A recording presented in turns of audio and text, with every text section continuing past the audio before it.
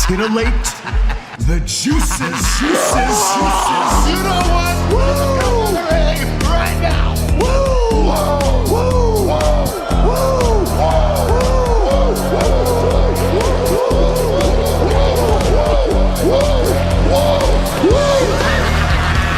Dr. Hughes invites followers. Oh, let's see if they increase now. Me too. Yeah, wow. Dr. Hughes. Mock-ass mock. He's a great podcaster. Trick-ass mock. Acknowledge me. We coming for you, nigga. Fat! Yeah, Dr. Hughes, here we go. Keep plugging yourself, that's cool. You fucking mock! First up, a man whose looks will serve your inner needs and desires. Dr. Hughes.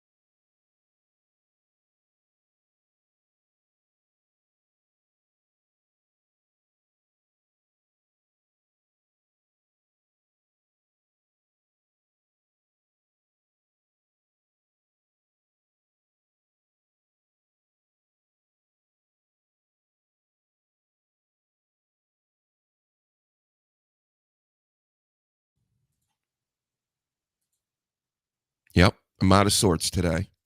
You can hear me now, though. So the show is officially starting now. I was just saying a bunch of nothing, which gets you so many more viewers, Sasha Reigns, in Philly Sports Pride. Yep, thanks for the heads up. You know, there's a checklist, literally a checklist I have to go through and make sure, you know, all the bells and whistles are working.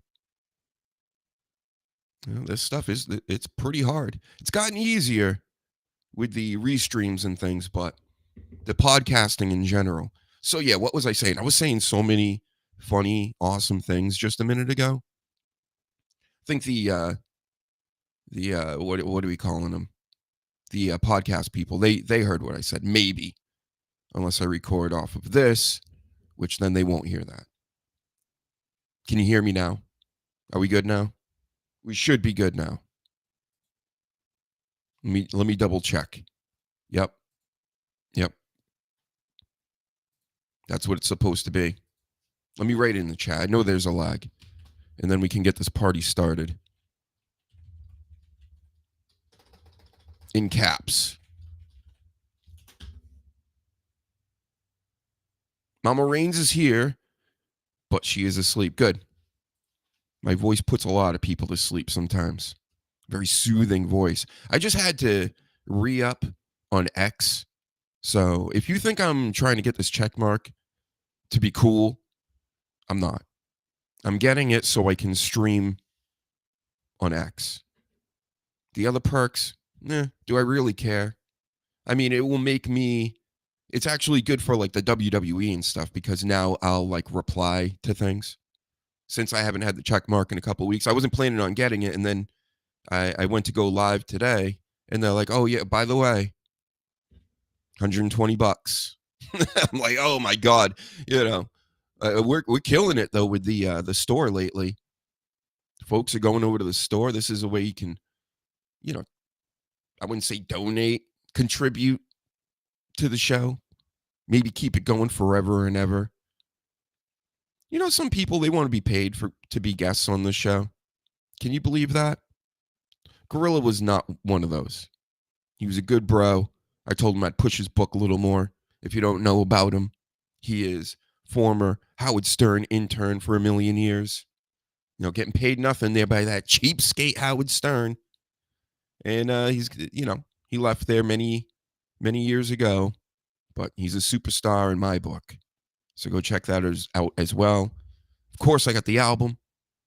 If you like that weird electronic music that I make, check it out. Also, a warning to everybody. You know, don't take everything I say super serial. If you do, it's on you. That's on you. So we got many things to talk about. How about this face? He's scared to death. I love this Damian Priest. So all these people that are acting like Damian Priest isn't like over and can't get over or something of this magnitude here. No, not even close to that. He can get over. He's hilarious. He's huge. He can wrestle. Has he botched a move or two here? Yeah. Who hasn't? So even you people out here aren't even wrestlers are botching your moves. Just walking into like supermarkets and things. I've seen it. So he's actually doing something physical. He's a pro's pro. They tell him to go out there and you look like the soul is leaving your body because you were just slammed on stairs by Drew McIntyre and you're making this face while you get the chain snatched from you. Your Jesus piece of all things. Oh my goodness. Sacrilegious. Oh, yeah. It's blasphemous. See, Drew McIntyre's upped his game up now too, folks. He's gone from stealing bracelets. I mean, come on. A fan made you a bracelet about that says your wife and dog. What? I'm sure you got a million of them. But that Jesus piece, maybe his grandma gave it to him. Like in Friday. That face. It's amazing. I love it. I'm no Titus O'Neil. Titus World Slide. That was also one of the greatest moments. I would say, how about this? I'm going to go out and here's a hot take for everybody. Get ready, TMZ. Listen up. Titus Worldwide, when he did the Titus World Slide at the greatest WrestleMania ever in Saudi Arabia, that was top 5 wrestling moment, top 10. We got to fit most of the real wrestling business stuff in the 5, but that's a top 10 wrestling moment. Will never be forgotten. Up there with the Shockmaster, maybe even better than the Shockmaster. Maybe even better. Damian better win because he got moved over to SmackDown. Everybody was all scared for him. Then Drew McIntyre got moved over to SmackDown. Everybody got all scared about that because everybody innately knows the SmackDown show, a 3-hour show on network TV still, is the B show. The A show is on a subscription on Netflix, right? So when you got top guys like Priest and McIntyre, both recently champions, even if it was for under 5 minutes in McIntyre's example, going to SmackDown and being the best on the B team, not great. Not great for them. But let's see what they make of it. They're in a street fight this week. There we go. They're in a street fight this week, or coming week. WrestleMania in Las Vegas, a Las Vegas street fight. What makes that different? I don't know. They're going to be in Las Vegas. The Philly street fights, what's different about those? I think you have to wear jeans, dungarees, in a Philly street fight. I think that, and bandanas have to be involved somehow. The Sleaze is going to be joining me in a little bit, running a little late. King Reezy. He may show, he may not. Expert analyst, especially out in the indie scene. He's going to be at WrestleMania weekend. He's going to be taking videos. I told him, just act like you're a journalist. Walk into whatever event you want to walk into and be like, act like you're supposed to be there. And then everybody else will act like you're supposed to be there too. Works all the time. Every time I crash a wedding and a funeral, just like Will Ferrell, works. Haven't been called out on it once yet. And if they really press you on it, just start yeeting. Yeet! Everybody will get behind it. We'll all start yeeting and everybody will forget. Yeet! Yep. I hope he's listening because I don't want to explain this again. Because I already did in text. Now I did it on the show. Maybe I'll send him a letter, snail mail, get there by next week, and I'll relay this message of, you're the man, Reezy. If you're going to WWE, that's a big deal because you're on this show. You come on to the Dr. Hughes show. So now you're a big deal. Act like it. Thank you. Yep. The B show, more like the F show. Philly Sports Pride says, wow. I wouldn't say it's bad. It's just long. You can tell they got all the mid-card and low-card stuff on there. Like, what was the deal with that women's tag match last night? It was a gauntlet, sorry. So I seen Bailey and Lyra come out at the beginning. And I went, wait a second, they're a tag team now? They just fought last week. I get it. They're still friends. Bailey's still good. They almost swerved you. They almost got you. But now maybe they're setting something up for Mania. I don't know. Either way, Bailey and Lyra have nothing to do in WrestleMania. And they're not going to make a one-on-one match for the Intercontinental title, the ladies' title. Maybe not even the men's. I don't know what's going on with the men's. That's a fatal four-way. So you need to add more people in. So I guess they're going to do a thing with the tag titles at Mania. Because Liv Morgan and Raquel Welch, whatever her name is now, Rodriguez, they're always changing it on me. Gonzalez, Rodriguez, like, what's the difference? What's the difference really when we're talking about these names? So they're in WrestleMania. They need something to do, them two. So they're pairing them both up. And this is a gauntlet match. So now you got all the rest of the ladies in your wrestling division that is probably the lowest of the low when it comes to everything. They already got rid of the lady NXT tag titles. This one feels like it's almost out of here too, but they need it because they're always tagging these women up together. So they bring out team after team that we all know if you've been watching any wrestling the past week or two. Shout out to William. And Lyra and Bailey go in first, which is a bad idea if you're going to have them win anyway. And they just mop the floor with every team that comes in there. Well, who was it? It was Baszler and Zoe Stark. Then it was, the Dance Club Girls, Chance and Katana, something like that. And then who else? Did I write it down? I might have wrote this down because I'm professional like that. Did I? There are a lot of things that aren't worthy to be written down. I did though. The Secret Hervis, they come out there and lose. They were the last team to get beat by Lyra and Bailey. And a funny part in that match, Piper couldn't get over the rope. When they pull the rope down and the bad guy goes running at it, like, they just like dump themselves over. Well, she got hung up and she was like trying to pull herself over, and then she landed right back in the ring. So that gave me a good laugh. Thank you for that, Piper. That was good stuff. And but yeah, overall, all these tag teams that have been around, they're all getting beaten handily by Bailey and Lyra, who aren't even a tag team. I understand what they're trying to do. They want them in WrestleMania. But could you make it more obvious? Okay. So I guess the other thing would be they want to get everybody on TV WrestleMania season. They're trying to showcase everybody.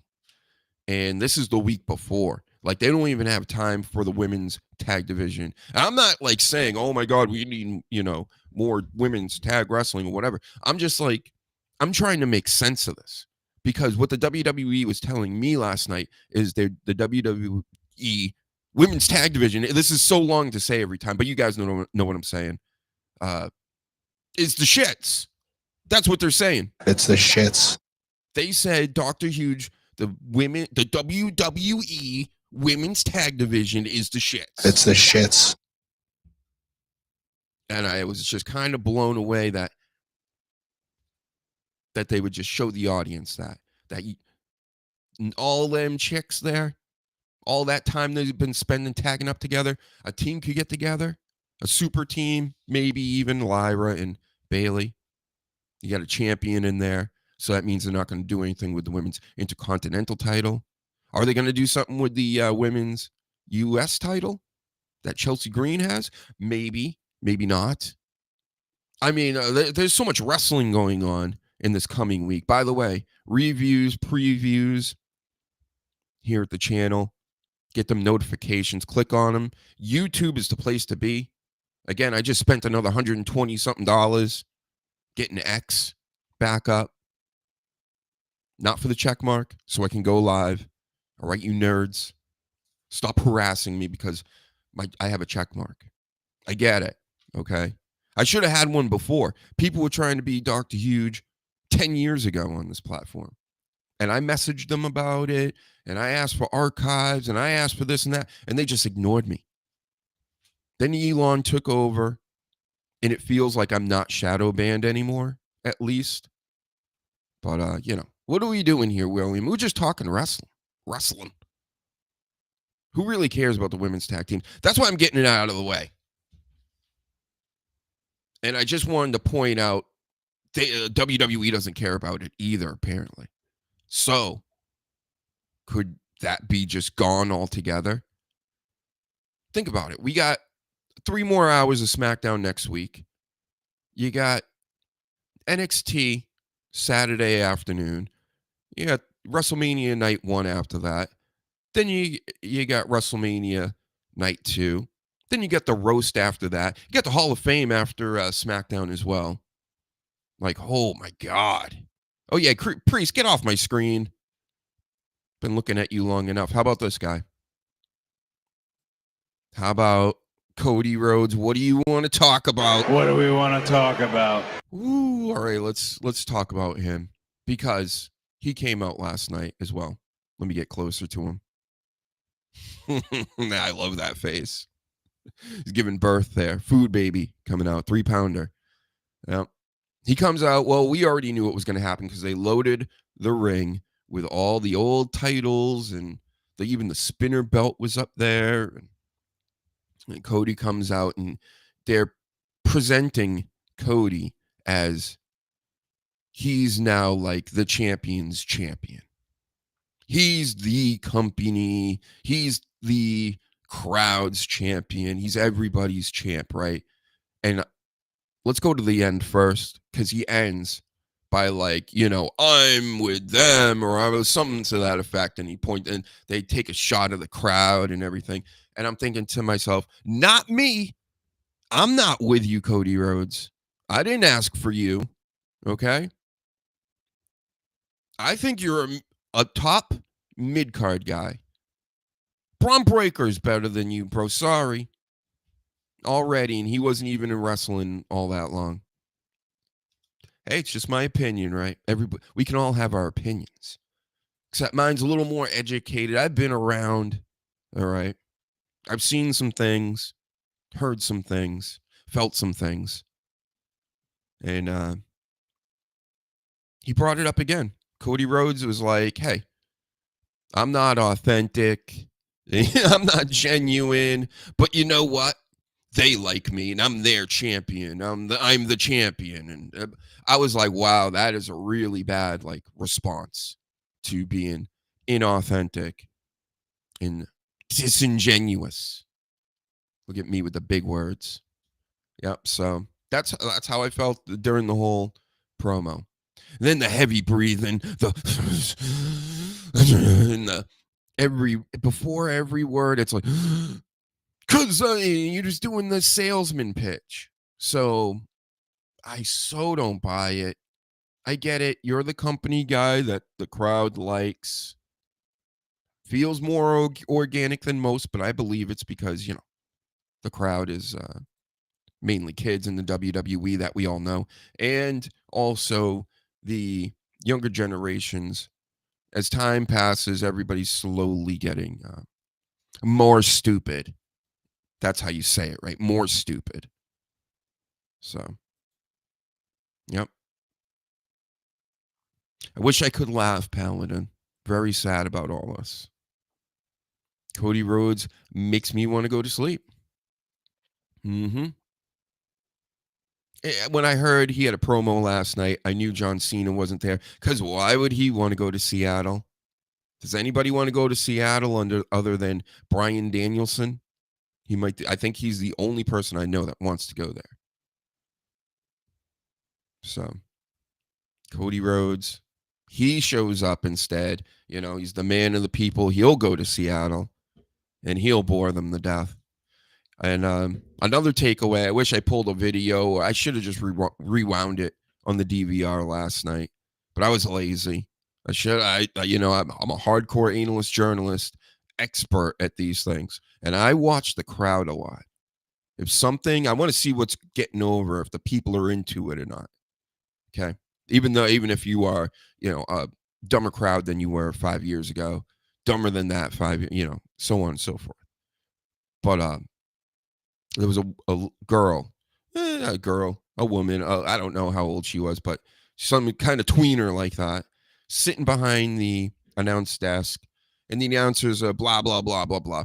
And I could see what she said. She basically was kind of sideways talking to somebody, and she just goes, "Oh, that was okay." We paid to come out here, and Cody Rhodes probably the biggest thing in the company, and he's going to make an appearance here, and he does his promo, and I'm like, yeah, that's all right. She literally did one of those, that was all right. And it was on to something else, and I was just laughing to myself. Could they be talking about something different than the Cody Rhodes promo that happened just 2 seconds? They cut to the announcers, and no, I'm thinking she was talking about the promo. All right. And Sasha Rain says, the women's U.S. title makes me want to sleep. Oh, my God. Everybody's sleeping out here with these U.S. titles, and Cody Rhodes is champ. He can't stay champion, right, guys? He can't. This guy? You guys buying this? I know there are a lot of children that watch WWE. They're totally buying it. All right. Good for you guys. This is your Hulkamania, I guess, if you want to look at it like that, because if he wins again, I mean, he's the Hulkster in my book, because he's over with the company and he's over with the people in general. It's hard to win everybody over these days, especially since the invention of this internet here. Very hard to get over with everybody. No, somebody who's just not going to like you because of the way you look, the way you sound, your mannerisms. This is pretty much everything that I'm talking about Cody Rhodes here. Mainly for me, you have to be authentic and you have to be genuine. You have to be a real person in the wrestling business. CM Punk comes to mind, right? Who's really more over than CM Punk? As old and as crusty as CM Punk is right now, he's still super over no matter where he goes. And why is that? Because he pretty much, even if you think he's a dipshit, speaks his mind, he says what he wants. That's what people like. We can tell nobody's, John Cena pointed this out, but I've been pointing it out for months prior to this. Nobody's perfect like this. Especially in pro wrestling, we're supposed to believe somebody's perfect like that. Not me. It's just, it's too much. Be more like this guy. Look at his face. He's in shock and awe of what just happened to him. Cody Rhodes, I mean, I appreciate the wrestling with the bum arm and all this. Half your body was purple. That was cool. Not saying you haven't done some cool things. I'm just saying, in this business where there's millions of wrestlers now, the wrestlers are starting to outnumber the humans on the planet. Pretty soon, everybody's going to be a wrestler and or podcaster, mainly wrestler, because they're all going to try it once. And you know how these crowds are out here. They don't get it. If you got go away heat, say like a Logan Paul, the kids don't care. They're going to boo him and put him over by booing him. It stinks. We don't want that. Were they booing? I'm trying to think back because I didn't see a whole lot of the Arquette stuff, David Arquette and the WCW days. I know this is like ancient history, right? Yeah, there are a lot of podcasts that do this ancient history, but David Arquette won the title in WCW, and yeah, that's Logan Paul-ish. Even him getting close to the belt kind of irks me. And of course, David Arquette, not really a wrestler. He came back a few years ago, and remember he got involved with like GCW or something, or then a death match with somebody. But this inviting of the celebrity and influencer, just influencer or anything out here. What is it, Bret Hart? It's the shits. You can just tell it's bad. It's like bad for everybody on so many levels. We can get very deep with this.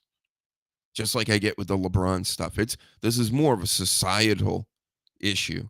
And you're seeing like how people are like engaging in stupidity because the people at the top do it. Sasha Reigns, you got more to say here? I mean, don't get me wrong. Roman was better Universal champ. The big dog Roman Reigns or the Tribal Chief. Tribal Chief had one of the greatest runs ever because of the storyline. But this guy over here, are we going to really remember a whole lot of stuff about this title run, or is it going to be the beginning and the end? Because I'm willing to bet that we're going to remember, of course, all of last year's WrestleMania stuff, which was some of the best. The best build-up, The Rock was involved, and all this business. But how is he going to lose it now? He should. He's had it for a solid year. Let's give Cena the title. Let's turn him back to a good guy while he has the title. Faces The Rock, say SummerSlam.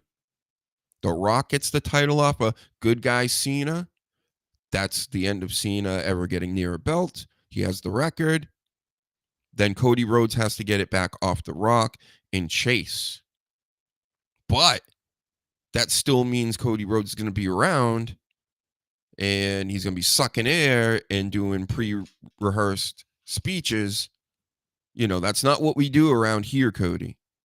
Around the Dr. Huge studios, we don't pre-rehearse. We have no idea what we're going to say. You see?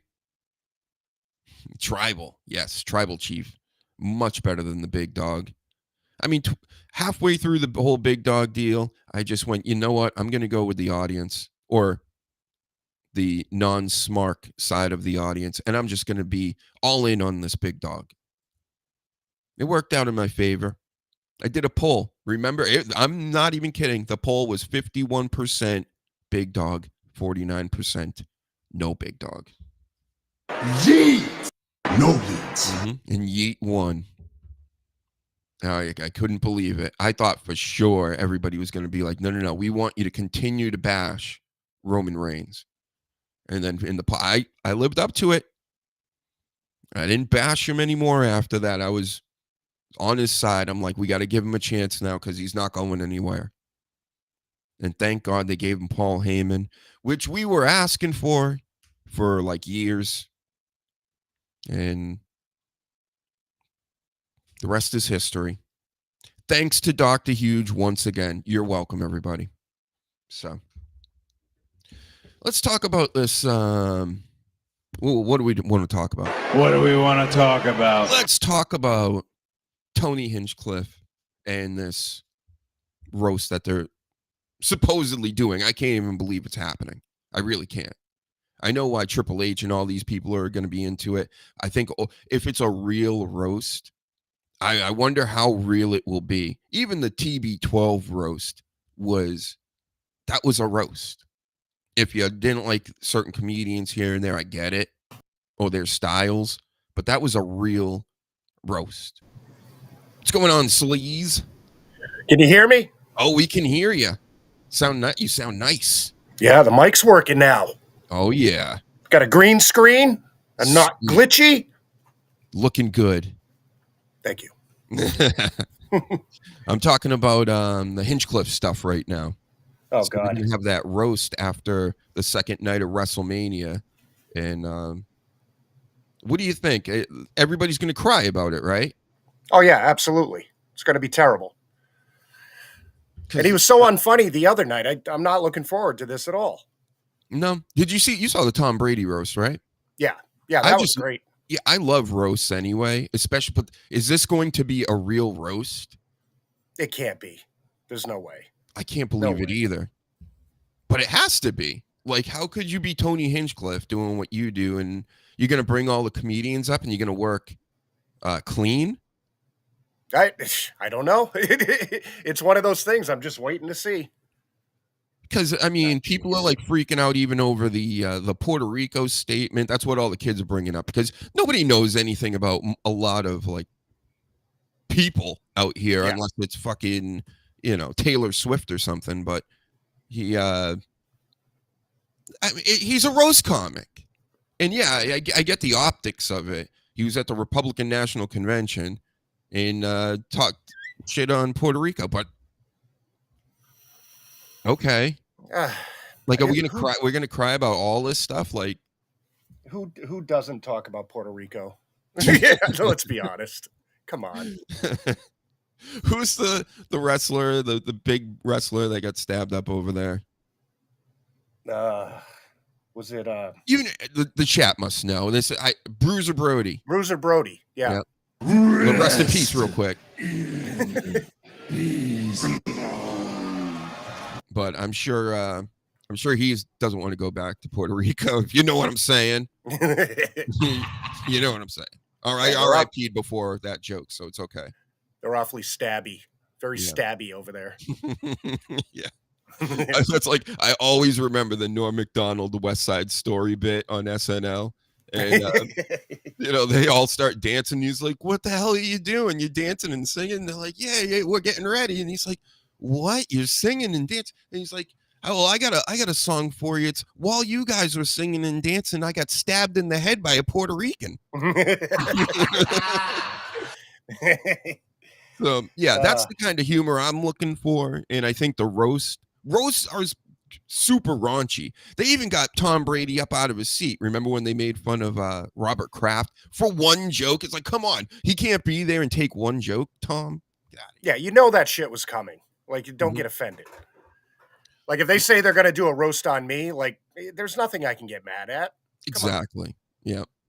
But these people are like, even Joan Rivers was like, "You can't talk about my daughter at the roast." And it's like, God. Don't do a roast then. Exactly. Especially Joan Rivers, of all people. And then if they're working clean at this thing, it's just gonna suck so bad. Yeah. It's gonna be terrible. They're gonna do it.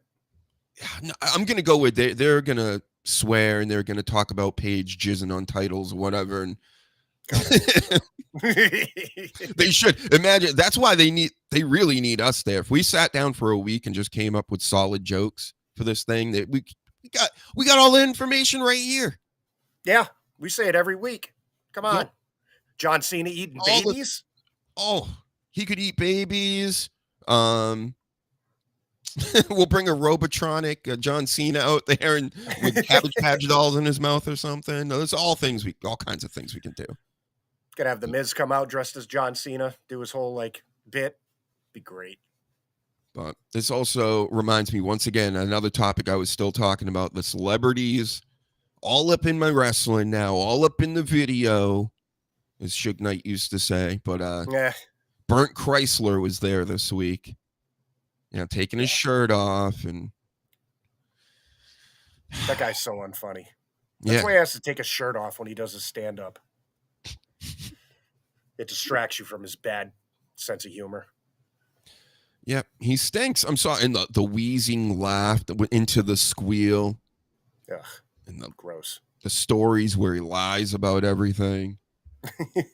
Oh, this guy. So, yeah, he was on my TV screen a couple of times. And then I seen him online after choke slamming, I believe, Austin Theory, which is just so disrespectful. Or it could have been Grayson Waller, but it was one of them. How much more are those two going to take from celebrities and everyone just beating the shit out of them till they go to AEW?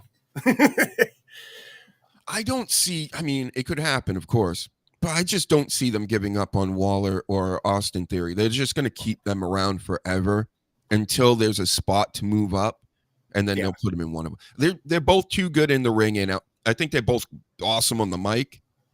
I don't see what the issue is other than there's too many wrestlers. Yeah, it's just way too deep. Yeah, they're both talented as hell. Mm. Oh, also with this Bert Chrysler here. I know I'm saying his name wrong. I'm doing it on purpose. So before you start telling me I'm wrong. Yeah. But the Mud Shark, I know nobody knows who he is. He's a Dabbleverse guy.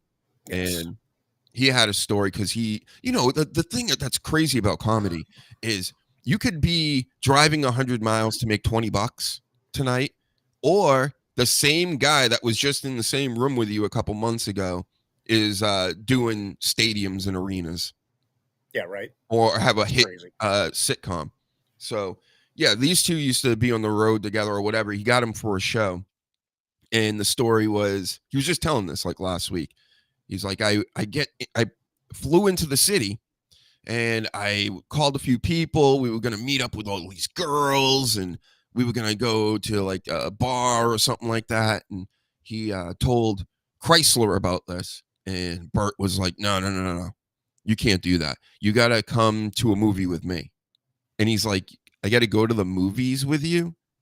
And he's like, because he just like didn't want to do it for whatever reason. He's like, yep, no, you're going to come to the movies with me. He's like, listen, I got you on this bill, so you pretty much have to do what I say.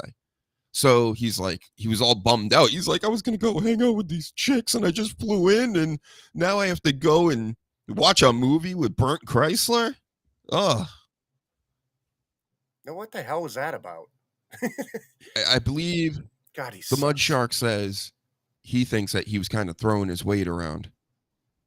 Like, hey, this is my gig. And I got you Like, into literally. this. So, Yeah. yep. Fat! Yes. Yep. Yeah, take your shirt off some more.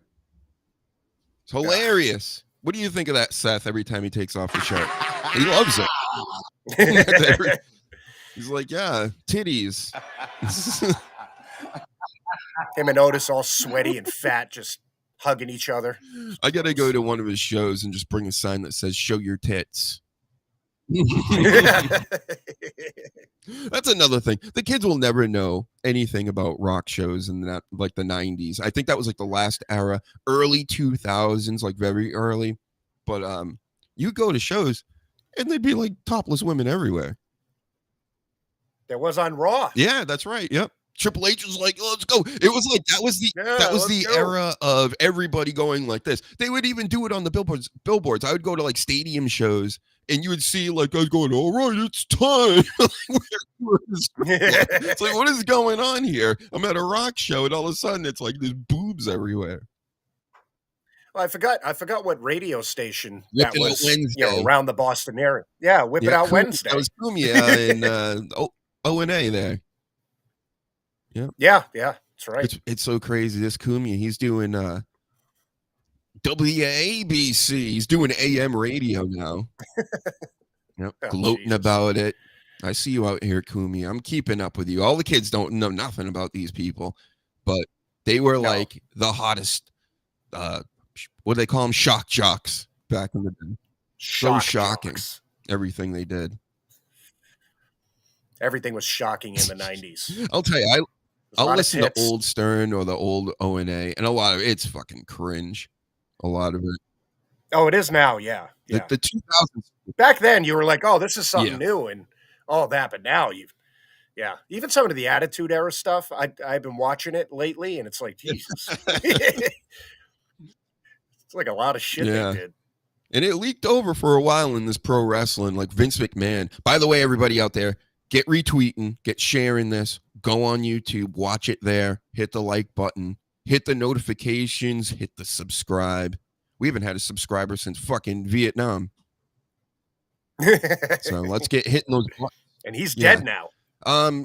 Brings me to Swerve and Booker T, because I've analyzed this story a little further. I was like, for the past like week or two, I'm like, I don't even really understand what they're fighting about, but it's, you know, the treatment of the black wrestler in WWE and how Booker T wasn't really an advocate for black wrestlers, and you know, that podcast that he did with Vlad, who I don't like, and I touched on this last week. I know who he is, and I know the type of people he interviews are generally street rappers and things like that, and he's known for getting them to talk, and then they put themselves in prison, you know, essentially, which is like insanity. Yeah. But it's crazy that this guy is allowed to still be in one way or another. You know, you would think somebody would have had enough of that. But Swerve is on there, says all this about Booker T. And of course, Booker T retaliates. Really not a retaliation, more he's trying to be, you can tell he's trying to be the elder statesman by like, you know, you got to say these things to people's faces. We'll talk about it in person or whatever. And then it leads to Swerve after the pay-per-view this past week saying, fuck Booker T. Of course, everybody's going to be filming that. That was right at the end of the pay-per-view after he lost to Jason Voorhees.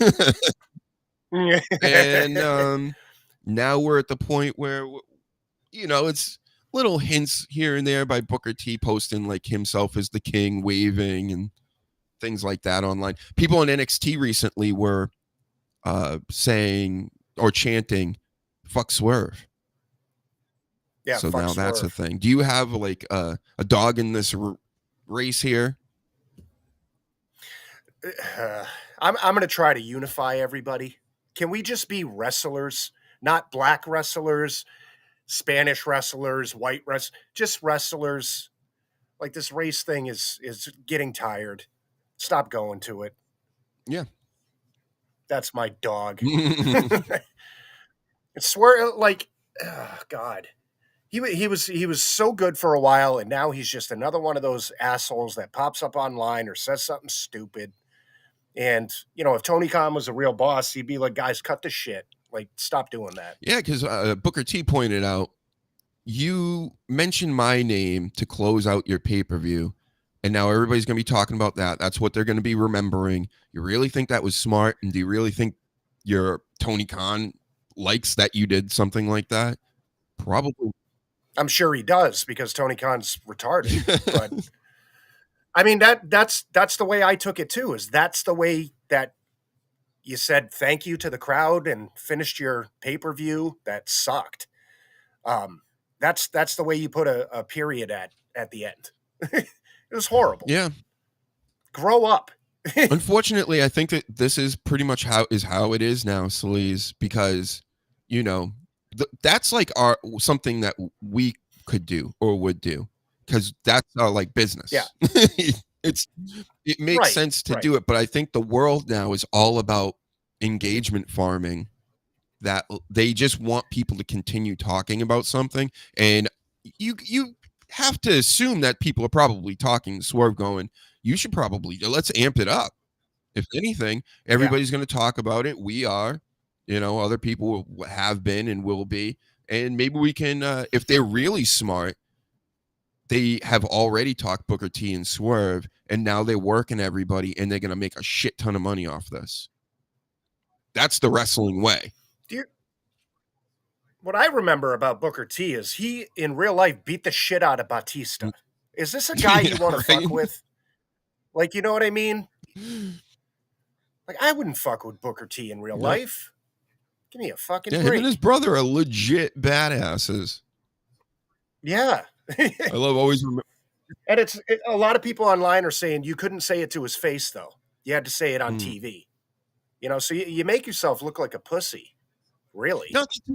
He's a fucking legend. These kids, like, stop it. Again, I'm telling you, it's all they love the image of something. It doesn't have to be real at all. But if you do something like what Swerve did at the end of the pay-per-view and say something like that, it's going to be split right in half almost. not like as far as numbers, but just the way people are going to be either I hate that or I love that. And I think that's the thing now.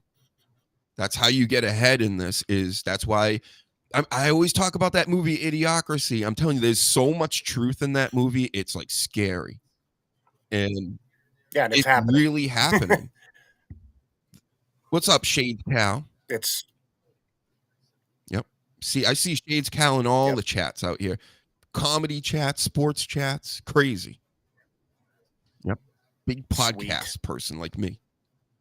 Yep. We're killing it over here. You got to get interested in this wrestling just a little bit, at least for this week, because we got WrestleMania 2 nights. We got a roast comedy show after WrestleMania. We got Hall of Fame, NXT Saturday afternoon. Jeez, I'm going to be wrestled out by Monday. And then another 2.5 hours Monday I'm supposed to watch, really? Oh, God. So it's going to be so much fucking so wrestling.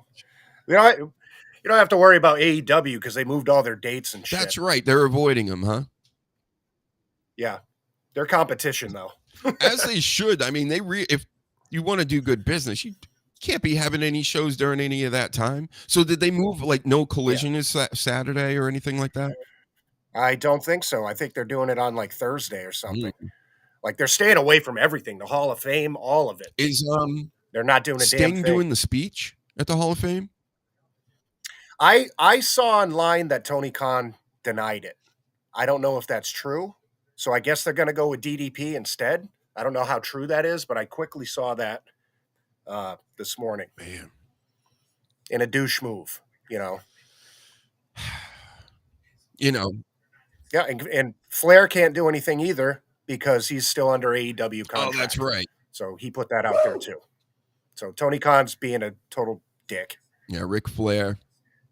I seen him crying about it, right? Everybody's crying out here. He was crying about it. I can't go away. Tony won't let me. Yeah, terrible. Bad timing, Rick.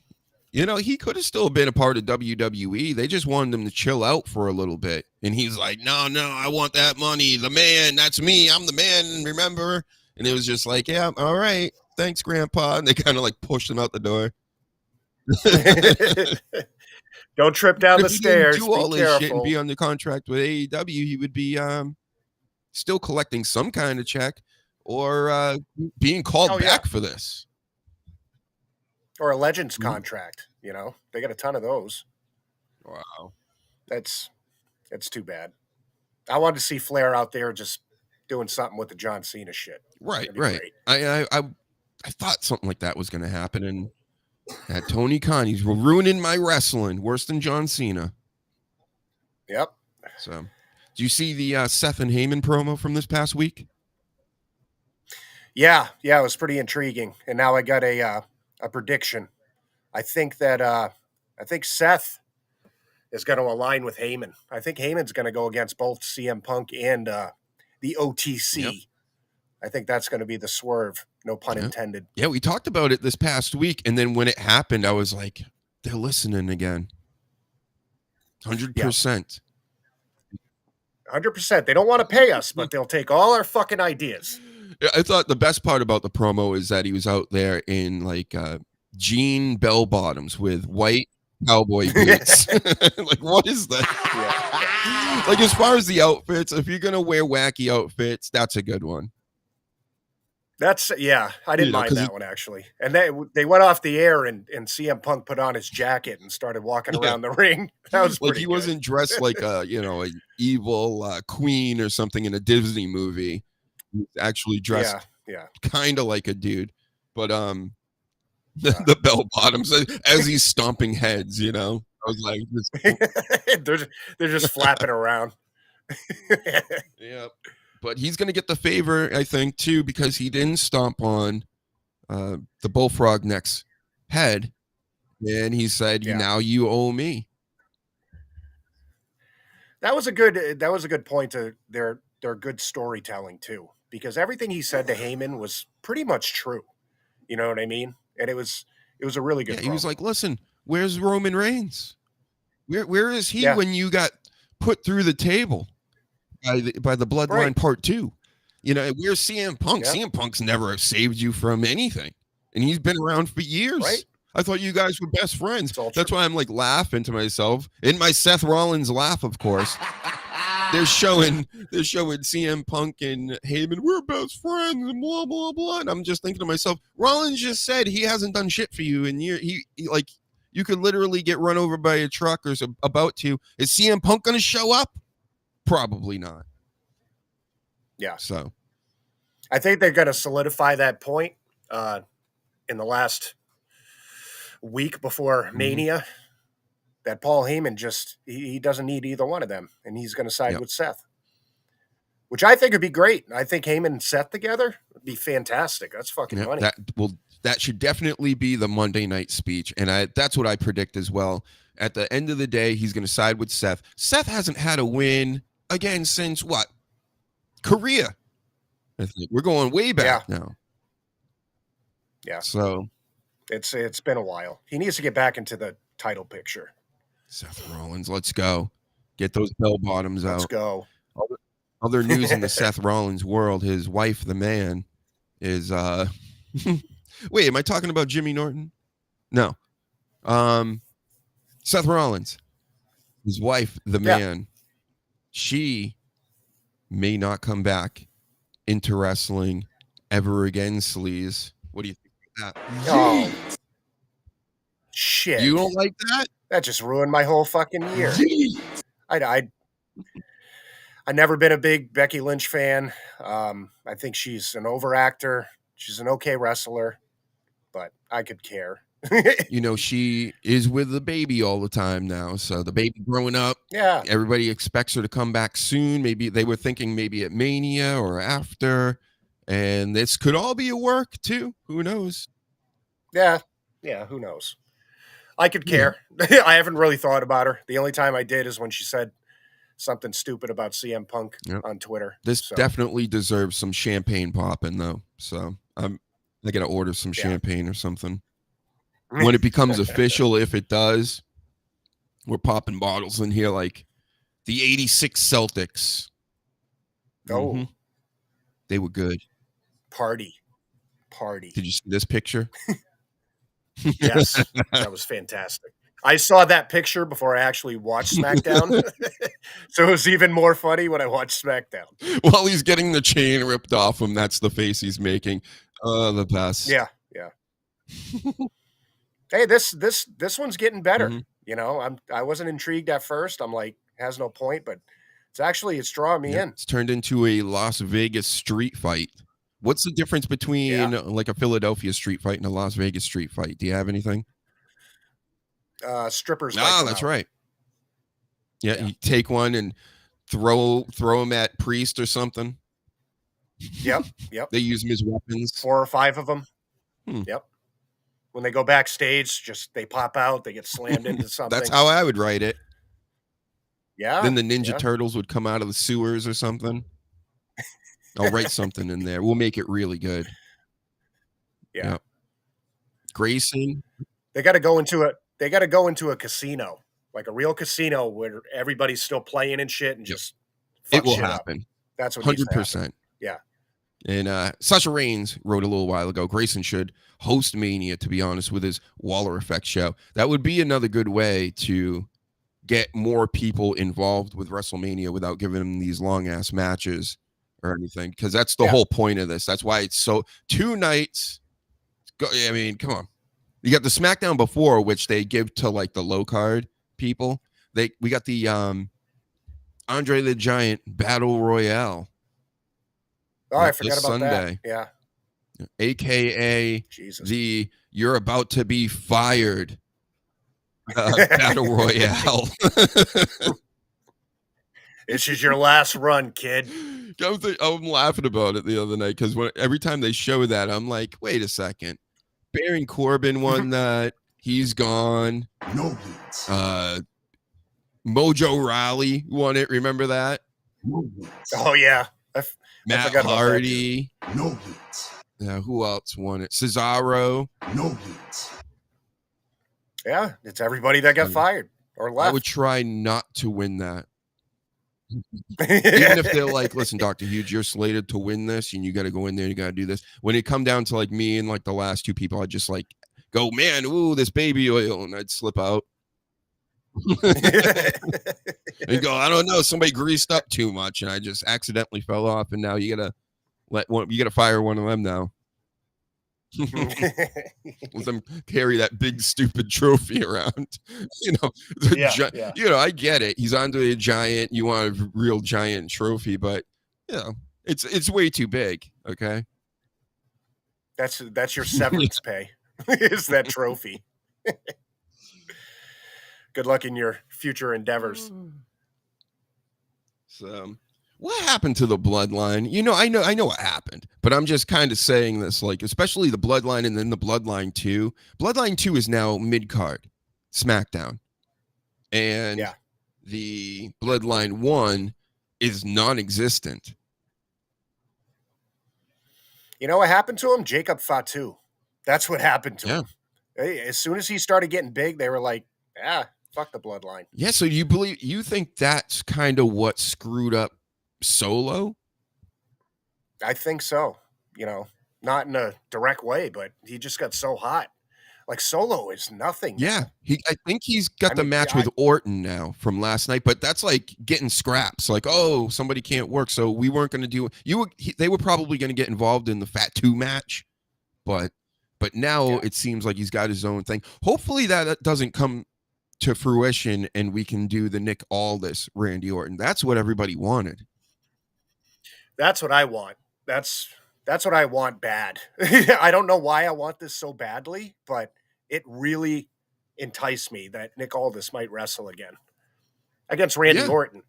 They could pull it off and like actually put on a really good, like old school style match. He was just wrestling in NWA like 5 years ago. Yeah, and he's good. Mm-hmm. He's good. Yeah, that promo fucking was excellent last night. I really want it to go that way because who else is going to go against Orton that's going to make any kind of sense right now? Yeah. Nobody. Braun Strowman. Maybe the Wyatts there, but we haven't seen them in forever, and it's just too quick of a build. We got 1 week. Yeah. The Nick Aldis thing made sense, you know. It was a quick way to like get somebody in there. It didn't have to be this long drawn out story. It was just you RKO'd me and you know, I'm gonna fuck you up. But imagine being Solo and they actually went with Nick Aldis instead. I'd be like, oh, they really don't like me anymore, you know? What did Solo do backstage? Like that's what it seems like. It seems like something there was a story a couple months ago I brought up about. We were kind of speculating on it, like we don't know if this is real or not. But I was reading that that night he left the arena, like it was like he went out and then he was about to cut a promo and he didn't do anything. And he just dropped the mic, and then Jacob picked the mic up and he cut a promo instead while he walked off, and it felt like it was supposed to happen. But I heard people saying that was actually not what was supposed to happen. That Solo was supposed to cut a promo and he just didn't and was kind of pissy. And then we didn't see him for a few weeks. Yeah. Maybe it's like a Triple H curtain call thing, you know, or they're just slapping him on the dick right now. Because that's what it really seems like. It seems like something triggered somebody backstage to be like, all right, you know, we're going to calm down. Well, him losing the Tribal Chief title to Roman Reigns the first night of Netflix, and then it just nosedived from there. Yeah, he plummeted. And then what does Roman Reigns get out of it? He's a tribal chief and he's not around. Okay. He's a tribal chief with no tribe. Yeah, exactly. So it doesn't make sense. Yeah, which has also been pointed out by one of them guys, CM Punk or Rollins. But yeah, it makes all the sense in the world. Or how about this? How about in this triple threat match, maybe Seth Rollins and Roman Reigns team up on CM Punk towards the end and just go, you know what? Like, what are we doing? I thought of that too. I thought they were going to do like a Shield reunion sort of deal. I don't know. That one's got me really interested. I really want to see where it goes. I think either way, it's got to be a nice swerve. I think CM Punk is coming out on the bottom here. I don't think he's coming out victorious. Yep. He just wants them to be in the WrestleMania main event, not win it. Just wants to get in the game. Right. There's something up, and it's got me in. Wait, would The Rock get involved in that at all? No. Yeah. He might not even get involved in the Cody Rhodes stuff, which again, that doesn't make any sense. Yeah. What was the point of him even doing what he did? You know? And that's what everybody's saying online and in podcasts and everything. It's like, all right, we've had enough of The Rock. You know, him just showing up, screwing up stories, and then leaving. And it totally confuses everybody. It's gotten to that point. It's like, you know, Triple H or fucking the Good Con has to like sit him down and be like, dude, like, you know, knock it off. Yeah, just stick backstage for a little bit. But how about this KO situation? You know, he's got the neck injury now. He knew Penta was going to have a package pile driver coming into I remember hearing that somewhere, and he was like, he better not use it because that's going to be my thing. And again, I just find it super ironic that he's dropping everybody on their heads, and he's the one that had to get neck surgery. I hope it goes well for him. You know. Yeah. It's bad karma. But I mean, the dude's been doing it for 20-something years, and he's been doing it hardcore. So, you know, eventually he was gonna need something. I'm telling you, it did not look fun what he was doing in that ladder match. No. He's taking bumps on the ladders sideways.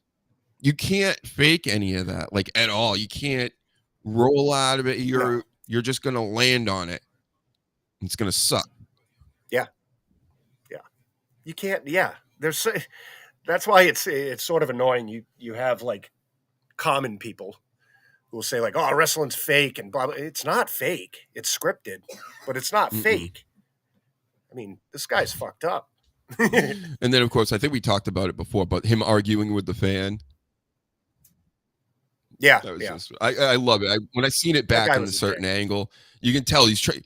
That's what the wrestlers do. They can't touch anybody. You know, you can pretty much say anything, and they can't touch it. And if they do, like, you know, lawsuits and things.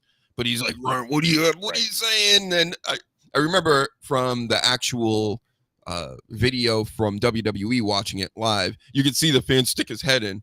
This bald white guy sticks his head in, and then he says it right in his face, and then he's like turns around again. He's like, "Fuck you." But I mean, you know, you got to realize who the crowd is, Kevin. You can ignore some people.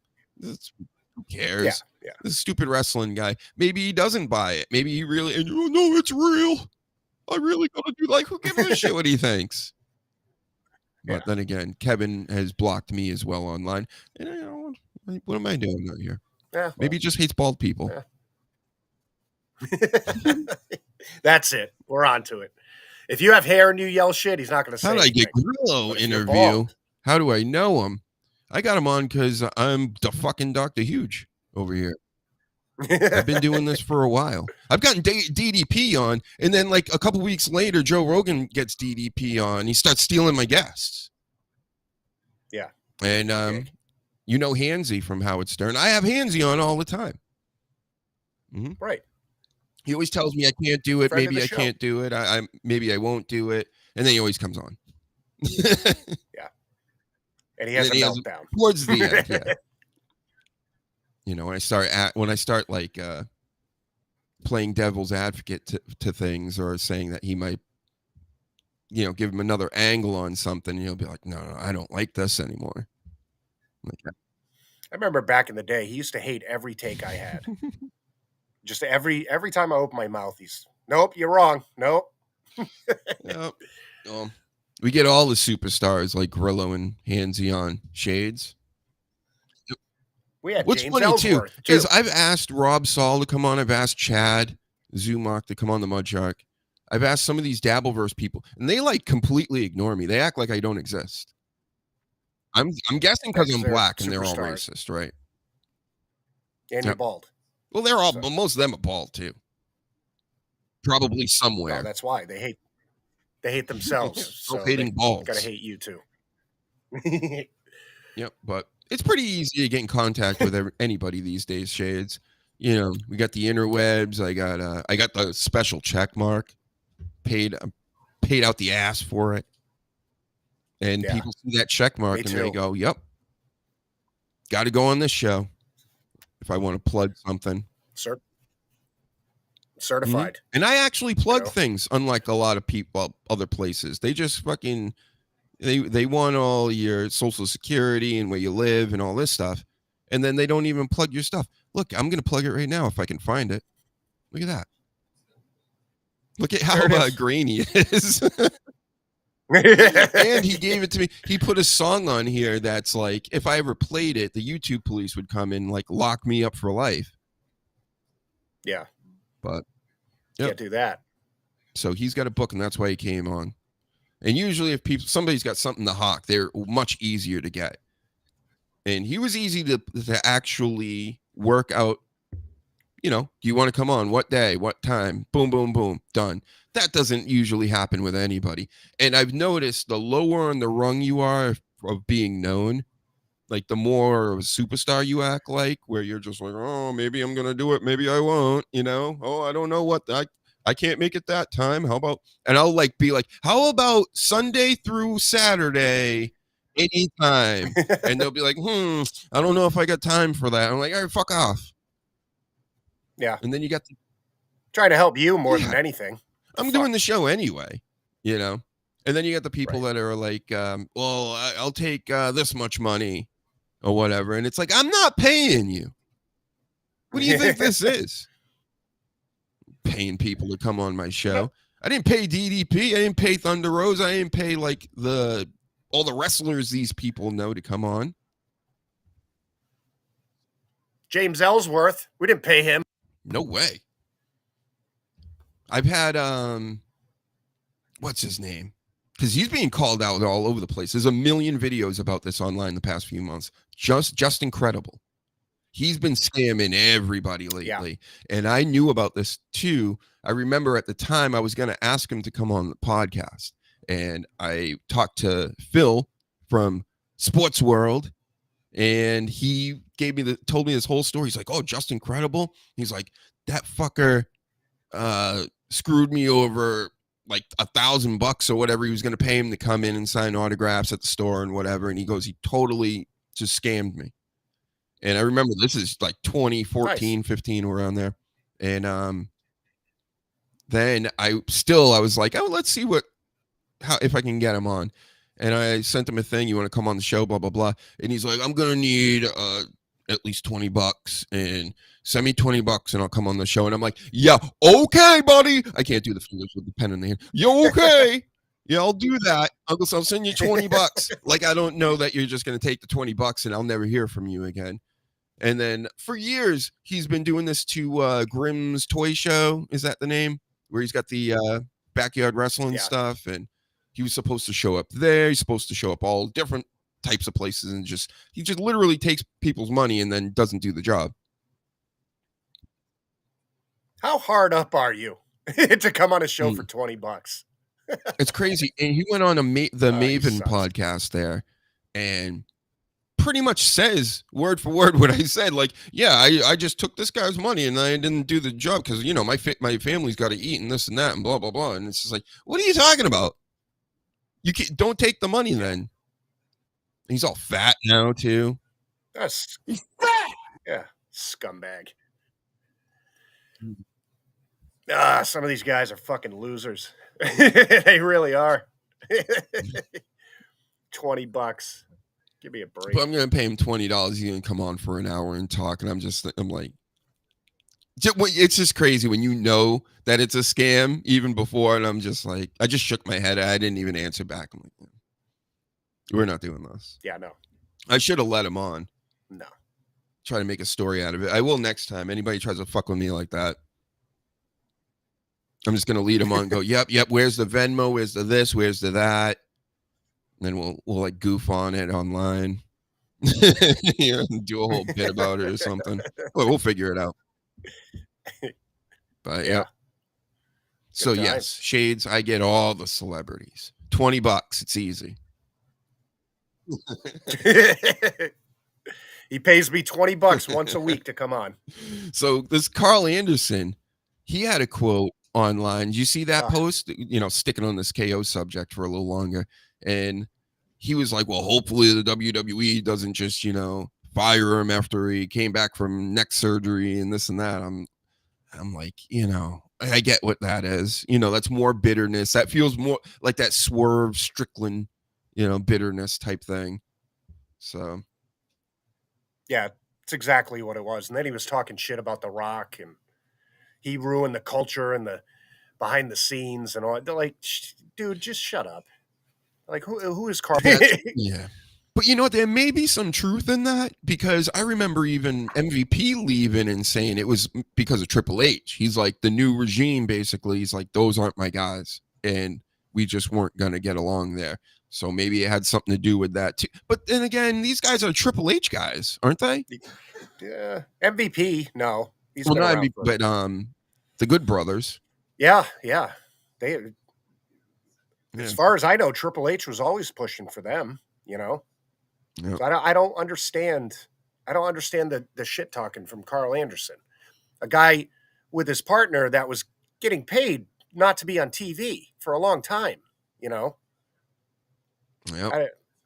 Whatever.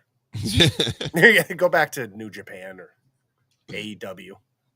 And do you expect Kevin Owens to come back? I do. Yeah. I don't think he's done.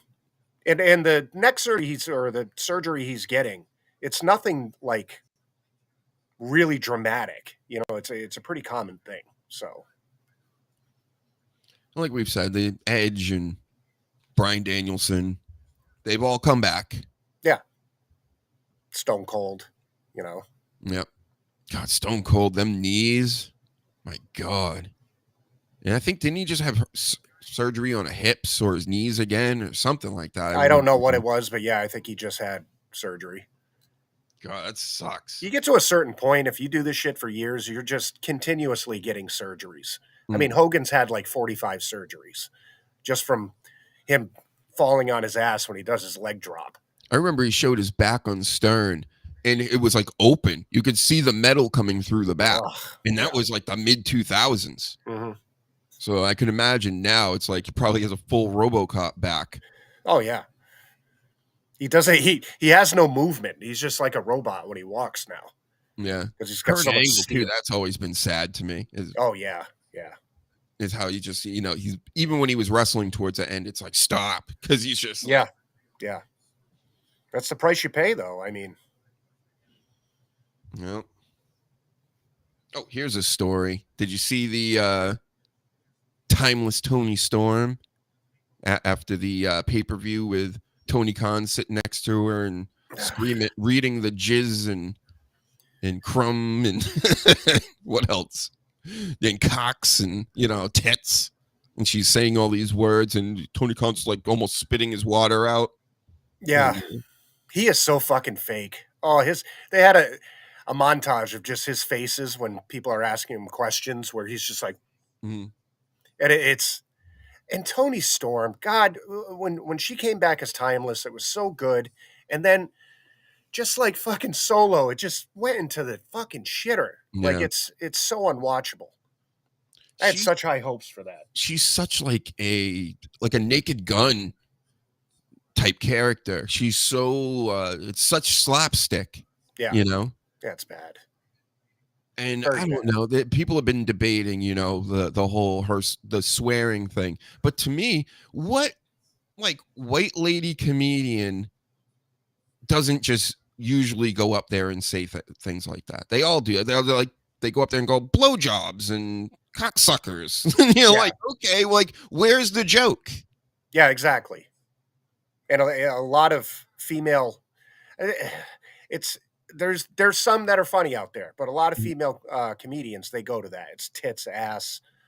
I was fucking another guy the other day. Oh. Yeah, I was giving a blowjob. Like, all right, we get it. My pussy stinks. I've heard all these things from stand-up comedian females. I take a shit. Yeah.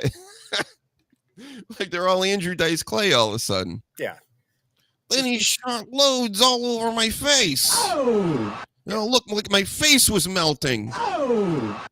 Yeah, Toni Storm doesn't need that. She's talented enough without the I'm gonna rip your tits off, and it makes me chuckle, but it's like, come on.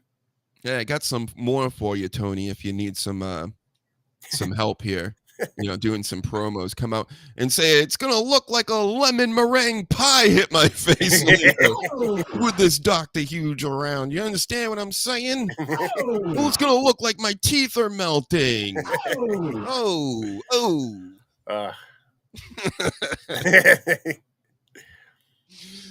I'm trying to think of some more dice jokes. And then I had my tongue up her ace.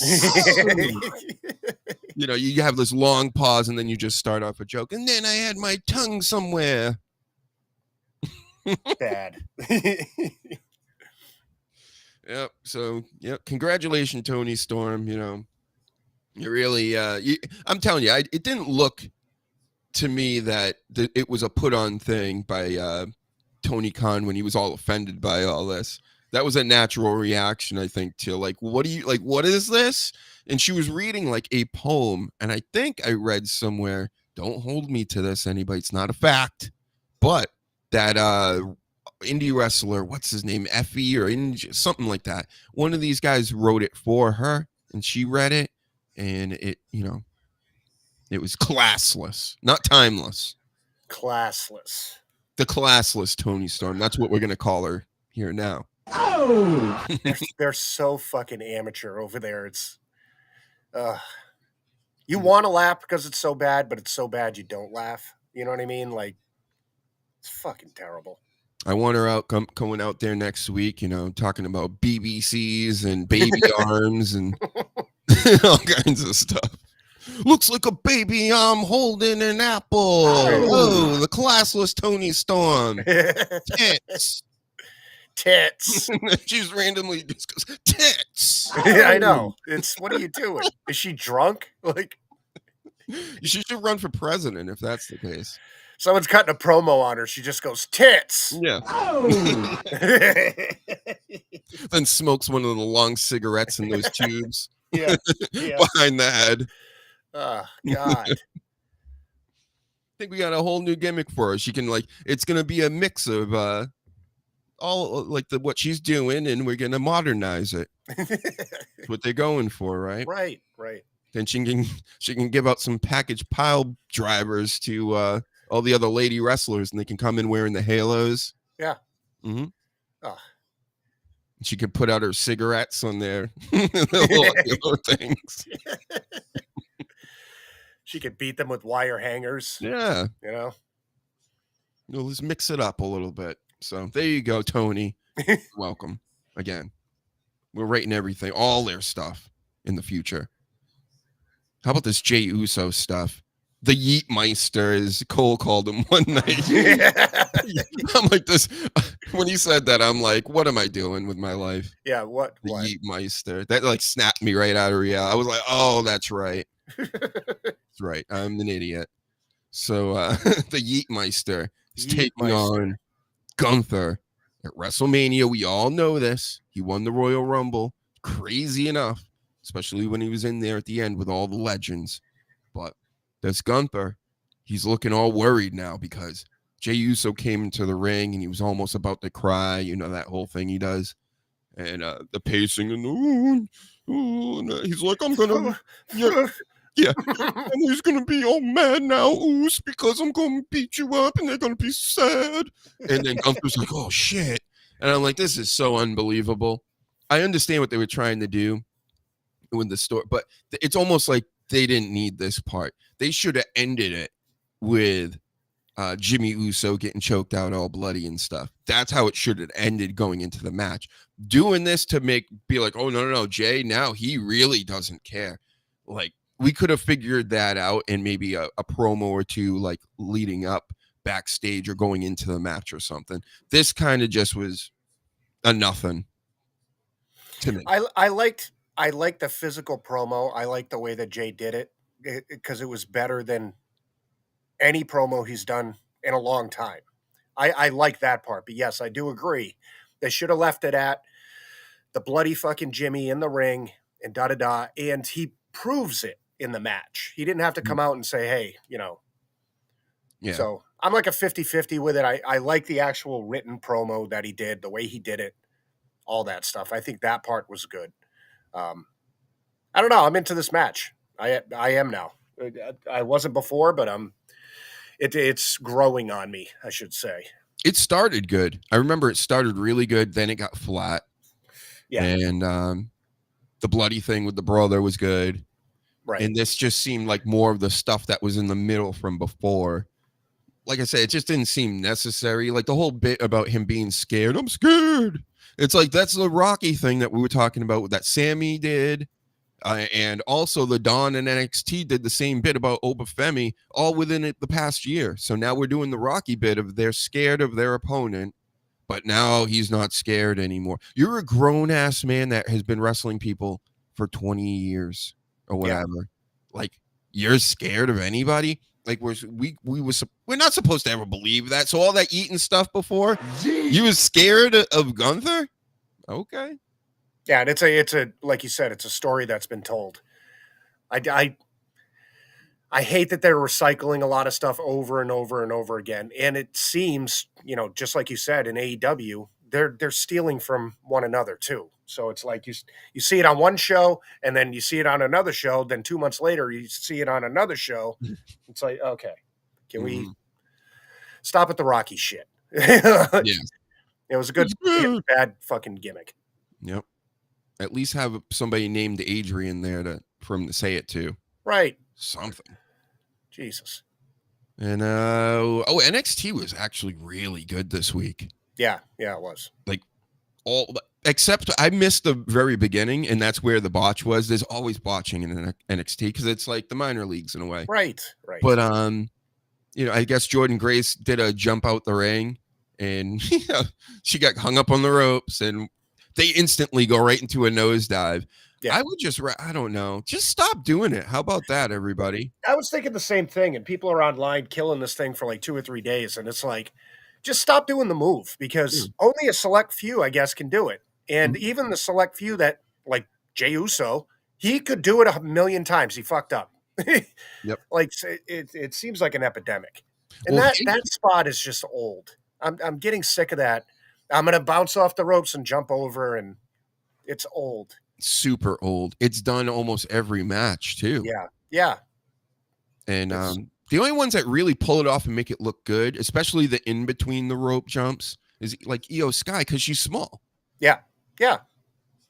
But not everybody has to do it. Yes. Jordan Grace doesn't have to do it. No. That's not the type of wrestler she is. Yeah, so I don't understand. Ball of muscle, and she looks like a power lifter, and she's gonna go out there and do luchador things. Yeah, you didn't see Scott Steiner doing that. Come on. Yeah, do maybe a Frankenstein or something. That makes sense. Right. But that was the only thing that I saw that was wrong. Like every match, people that maybe others have never even heard of before or whatever, they Fraxium took on Swipe Right. Swipe Right are these a new tag team from Evolve, which I don't watch on Wednesday nights. But who knows? Maybe I'll start watching these because these guys, they remind me of like a Pretty Deadly. They're the Pretty Boys, that whole gimmick, and they're good. Like they get it. And they're real good. They put them up with Fraxium, so they both get it. You had a banger of a match there. Then Sol Ruca and Jasmine Nix had a match, and Jasmine Nix is a third wheel on the team with 2 other girls. And she's just starting to get going here. And she had a good match with Sol Ruca. And then Sol Ruca, I'm telling you, is the next Tiffany Stratton. I've been telling everybody that for a while. She's going to be $1 trillion. Oh, yeah. To the main roster. Oh, yeah.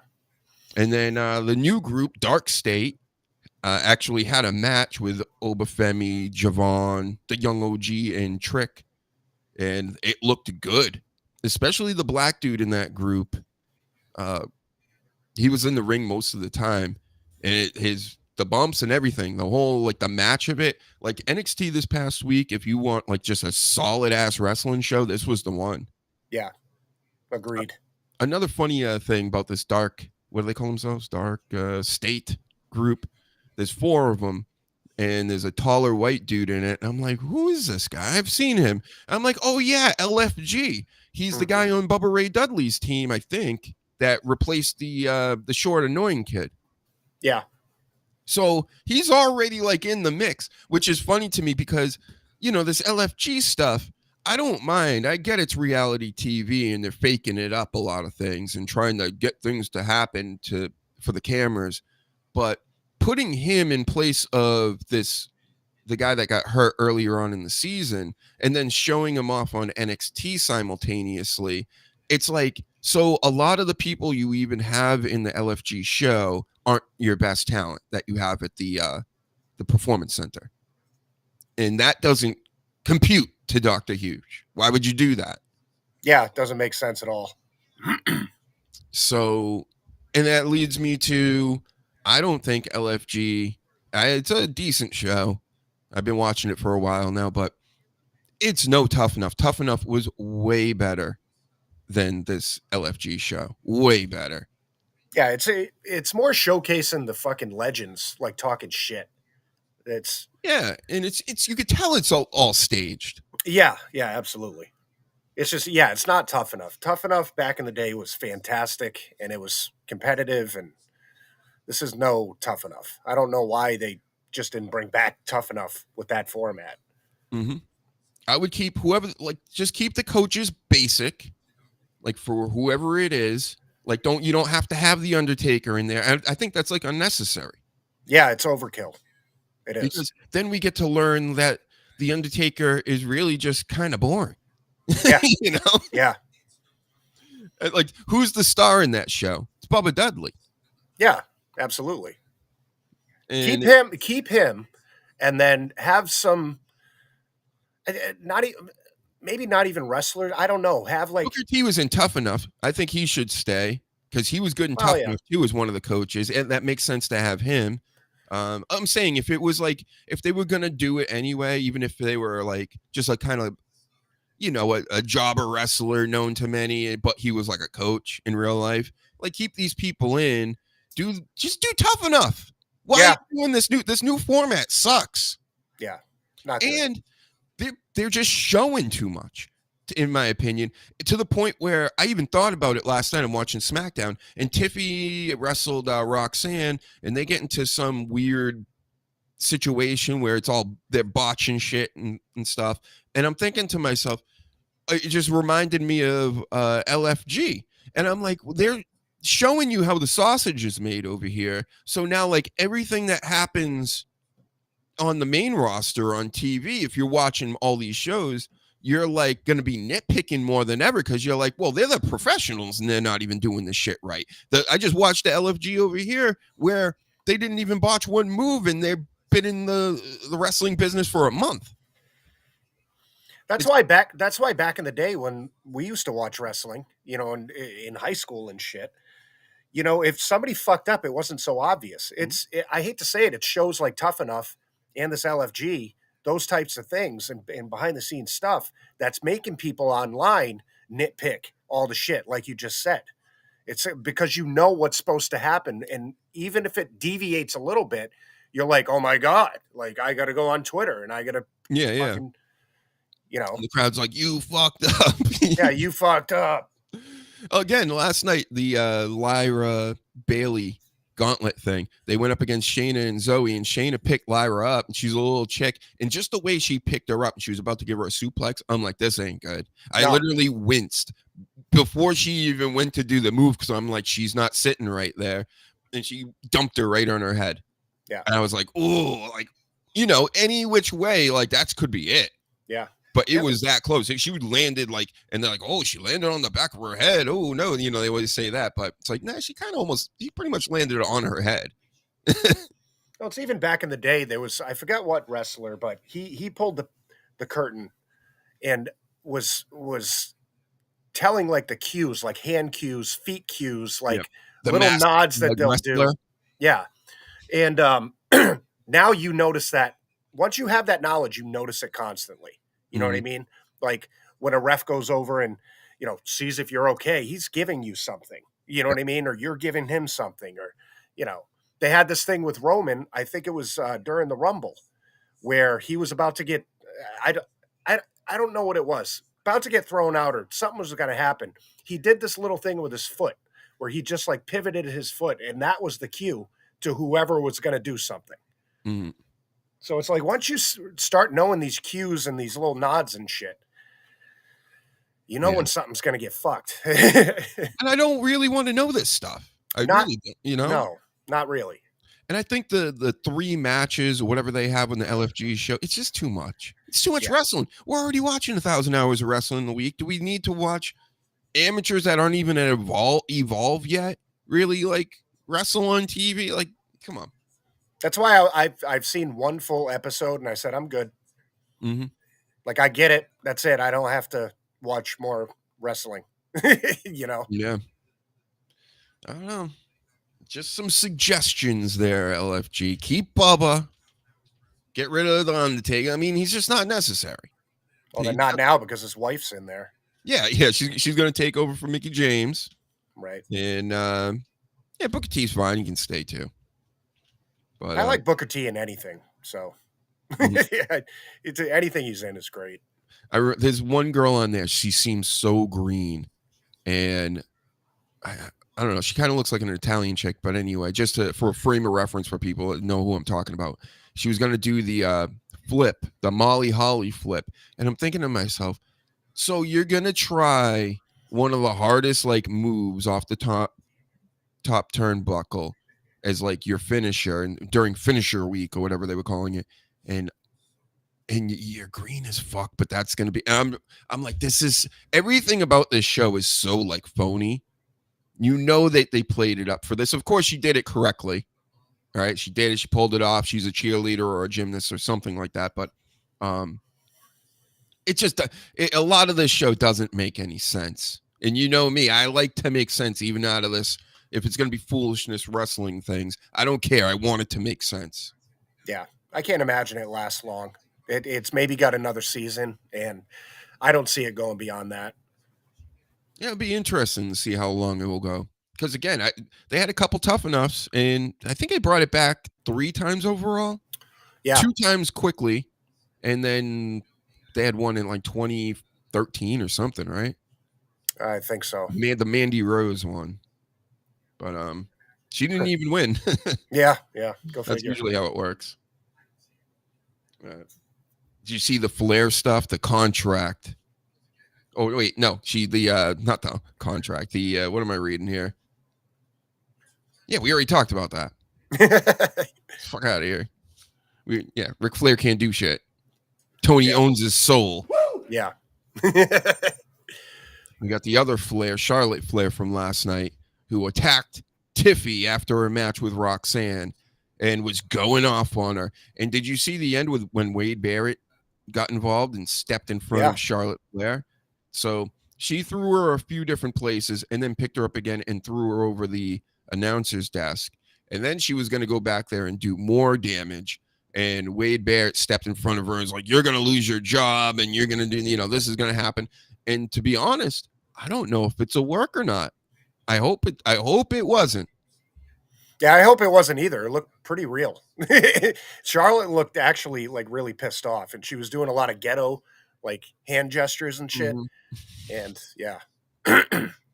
I mean, we all knew she was going to be mad, and the next time she would get her hands on her, she's doing that old school wrestling stuff. Remember when Ronda Rousey got her hands on Becky Lynch after Becky Lynch was talking all that shit online? Oh, yeah. And they told her, like, you can't punch her in the face, but you can punch her in the ribs a bunch. And she did. I don't know what's worse from Ronda Rousey, Yeah. But, Charlotte, I'm going to go with this is real. Let's say it's real because it's more fun that way, especially. But she comes out there. She's attacked. Like I said, she threw her into 2 different things, I believe.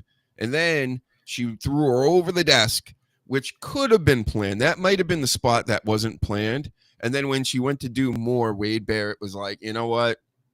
I'm going to step in here and I'm, make sure you're not going to fuck this up. Because corner. Just like I was saying last week, this is showing how fragile Charlotte Flair is if this is real. You got to be a professional. Yep. And You gotta be Charlotte. if this is real, it's not a good look at all. Because would it surprise you if she flew off the handle and is like, how dare this rookie or whatever is going to treat me like this, and doesn't she know who I am? And that's what it feels like. Yeah, that's she's throwing that out there like to Mhm. everybody. And it's like, dude. So I'm waiting for a spot during the match that Tiffany Stratton fucking just cold cocks her. yeah, You know? because Like, fuck you, Tiffany's bitch. she's not little, she's thick. Mm-hmm. She's got some muscles compared to Yeah. the Charlotte Flair. I know Charlotte's gotten lighter because of the knee issues and this and that, but yeah, I wouldn't piss her off too much. Yeah. I think the voice is fooling her. Yeah. It's gonna get to woman. That's what it's gonna get to. I don't know. Will it end up in a shoot, you think? I hope so. I really do. It'll be the best. Mm-hmm. All I know is it will end up in a shoot if Tiffany gets into it. I think it's going to happen with Charlotte. It's whether Tiffy allows it or not. She might be still new enough where she's like, listen, I'm not trying to fight with one of the top people in the business on the biggest stage. This could derail her career, politically and otherwise, if things don't work out with WWE. But I don't know. It's a tricky spot for Tiffy to be in. Hopefully WWE is reinforcing her and being like, listen, you're if she goes at you, just go at her. That's it. Yeah, punch her in the face. Handle business. Yeah. It is. It's a tight situation because you know that Charlotte is, behind the scenes is, like a god to that division. So I could see Tiffy thinking that, I'm just going to take the shit. I'm going to take my lumps. But that's shitty. That's shitty on Charlotte's fucking part. Yeah. Again, everybody, get subscribed and get sharing. Go to YouTube, hit the notifications. We're here every Saturday, 3 p.m. And we got all the clips up. Got a bunch of brand new clips up on the YouTube. We got shorts. We have, of course, these lives, podcasts even, if you just like to listen to the audio versions of all these all edited and things. Well, not really edited too much, just enough to cut out certain dead spots. So, yeah, go check all that stuff out. Again, go check out the store. We've been selling merch over here lately. I sold a pillow. We sold a couple mugs, a t-shirt, all in the past week. Killing it. That's right. I'm going to be in Forbes magazine soon. How about this Kylie Ray's story, the indie lady wrestler? She had written online that you shouldn't criticize wrestlers if you've never stepped in a ring. I'm paraphrasing, but that's essentially what she said. What do you think about that, Sleaze? In this day and age, come on. Everybody's going to criticize. Yeah. I mean, it is true. We say it and things like that, but I've never been in a ring. You know what I mean? I couldn't do it any better than anybody else. Mm-hmm. I equate it to like, I don't know, people that go online and they complain about it and shit like that. It's like me going to your job and like picking on everything you do. Like, do you do everything great at your job? Like, fuck off. See, I don't mind. I mean, I don't mind her writing that and thinking that, but I just don't agree because it's just everything's criticized, especially nowadays. You got there's podcasts like this that criticize things, and then there are podcasts that criticize things. Yeah. So it's like it literally goes. It's like a hologram at this point. Everybody's criticizing everything, whether they know something about it or not. We just happen to know about it, and I don't think that doing something like I bring this up every week almost. Is wrestling rocket science? You're a chick and you can do it. Pretty sure I can do it. That's all I got to say about that. It's not trying to be misogynistic or whatever. It's an athletic thing. And if you can move around, you can jump around, you can do it. If you don't have two left feet or a total idiot. So I don't really think it's all that special. Same with who doesn't play basketball at some point in their life? You mean to tell me you can't criticize some? You don't know the game? You know, if you haven't played at the highest level? That sounds stupid. This entire world is full of criticism. Everybody's going to criticize everything, you know? I love the sports guys. They would always go on the sports shows. Well, you haven't played in the NFL and you haven't played in the NBA. I don't have to. Yeah. It's a fucking kids game, and I get it. You know, it's not it. I could see like if a brain surgeon's been like, you've never been in actually doing surgery on a patient's brain. I'd be like, okay, well, you got me there. I'm not going to criticize you there. To put a ball through a cylinder, get the fuck out of here. Right. We've all done it. Okay, we get what you're trying to do, and then when we see you fuck up at it, you get to know about it. Right. It's constructive criticism. Yeah. You know? Yeah, it can be, you know. We criticize, and then they take our ideas or they change shit. So we're doing God's work. I'm going to criticize Mick Foley right now for cracking up his car, which is making me think of the theme song right away when I'm reading the tweet. That's how his song starts. I mean, yeah. Who could have figured this was going to happen? Another ironic thing, just like the Kevin Owens next situation. Very ironic. Imagine being a fan and you hit Mick Foley and he gets out of the car. Yeah. What are the fucking odds? Like, he's not going to feel pain. Yeah. Damn it. So I'm glad to see you're doing well, Mick Foley. Yeah. You can't feel a goddamn thing. So he probably broke like 4 bones. Doesn't even know it. There's no did you see the picture of the car? It's all fucked up. Oh, it's fucked up, yeah. And of course he'd be fine. Yeah. Yeah. He jumped like 30 feet onto a fucking table. Give me a break.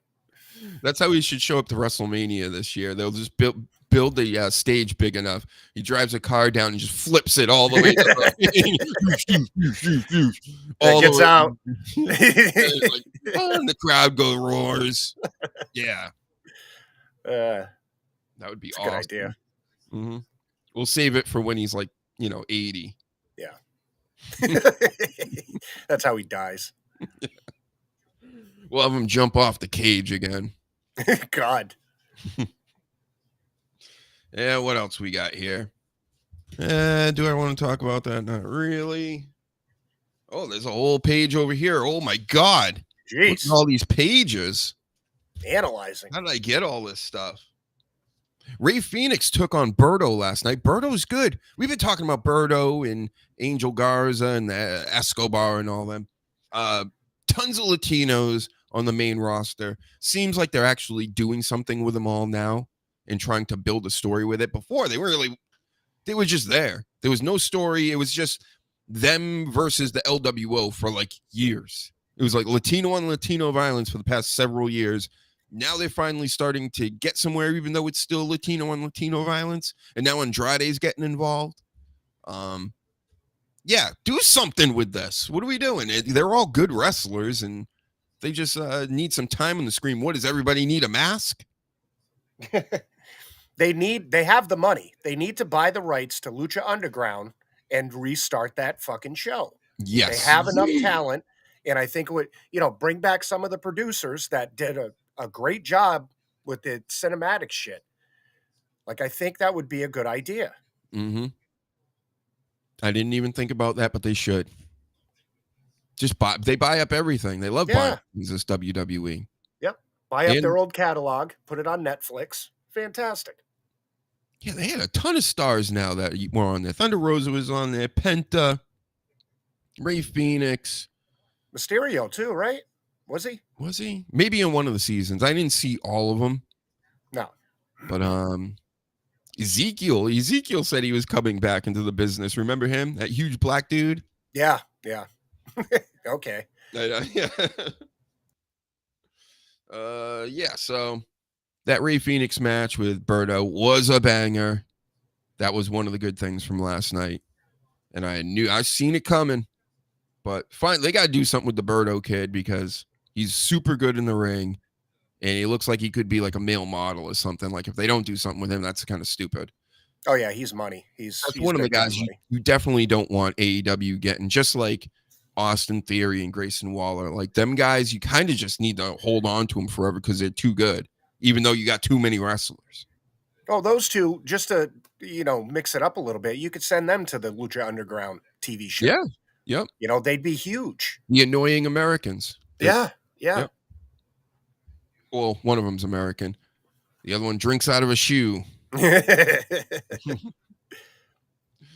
And last night, the end of the night there, it was LA Knight and the RKO versus the Bloodline 2. Again, the Bloodline Part 2 to me are like in shambles. Just like the Bloodline 1. But they're just now stuck in the mid card. You got Jacob Fatu running in at the end of the match, and they're all beating up Orton and LA Knight, and it's just everything you would expect. It was kind of boring. Yeah. It was a bad finish. Can you imagine Solo is not in a WrestleMania match? You know what I mean? Like, it's bad. Yeah. Well, as of yet, you still got one more week. Well, yeah, they keep throwing these fucking matches out. And then Jacob Fatu, the only good thing that came out of the end of the night that is memorable is he took LA Knight's title and licked it. Gave it a nice slow lick. Yeah. Everything Jacob does is just great. It's great. I can see why they're big on him. It's fantastic. Who licks the title? Come on. Yeah. It's great. Well, maybe Paige does after. Well, I'm not. Yeah. Anyway, so AEW Collision is in Springfield, Mass tonight. That's right around us. Yeah. So Springfield's like the hood now. Yeah, that's a shithole. Last time I went was with Justin to Six Flags. And yeah, it was a dump. They had the Basketball Hall of Fame there too. Yeah. But, Been there, actually. I always hear how bad it is these days. Yeah. Not good. That might be it. That might be all I got for this week. This was a pretty boring week compared to last week. I was saying the same thing as I was driving up to New Hampshire. I'm like, what the fuck am I talking about this week? Yeah. And if you have videos, just send them or post them up on your Twitter, and I can get them easier from the Twitters. Okay. So I can do it because when it comes to my phone, then I have to link it. I have to either email it to my site. It's a whole thing. Okay. But what else do I have here? Everybody, get subscribing. Go to YouTube. I just bought X again so I can live stream on here. So definitely support the show. I'm using the money to stay live so far. Go buy some merch. That would be nice. That's one way to help. You can buy the album. I'm going to add more t-shirts. If you have t-shirt ideas, Sleaze, or anybody out here, if you give them to me. Well, I have an announcement. I'm currently working on some products myself. Nice. So, coming soon. Get a Sleaze shirt, Sleaze hat. My goodness. Be all sleazed out for WrestleMania. All sleazed out. So yes, everybody support the show. Want to keep us around? That's how you do it. And that's really all I got for everybody. So until next week, or who knows, maybe I'll show up randomly during the week with like a Grillo out here or something. Everybody's they're amazed. Shades is just like, how'd you do it? How'd you get the Grillo interview? He's so big. He was just on AM radio with Cumia. He's so big. Right? Hard to do, but I did it. Paladin got a shirt coming. Shout out to you, Paladin. Let us know what the BBLs are and what all the other, things the young people say that I don't get still. People are glazing now. What is that? They glaze things. I think it has something to do with jism again. Maybe it does. We'll have to ask Tony Storm. Mm-hmm. All right. Good job, Sleaze. Good job, chat.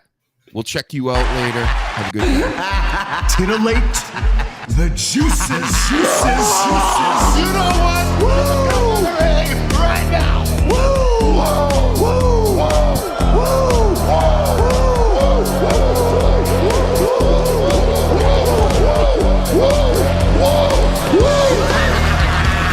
Dr. Hughes invites followers. Oh, let's see if they increase now. Me too. Yeah, wow.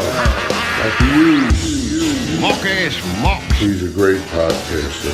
Trick-ass mock. Acknowledge me. We got it for you, nigga. Fat! Yeah, Dr. Hughes, here we go. Keep plugging yourself, that's cool. First up, a man whose looks will serve your inner needs and desires. Dr. Hughes.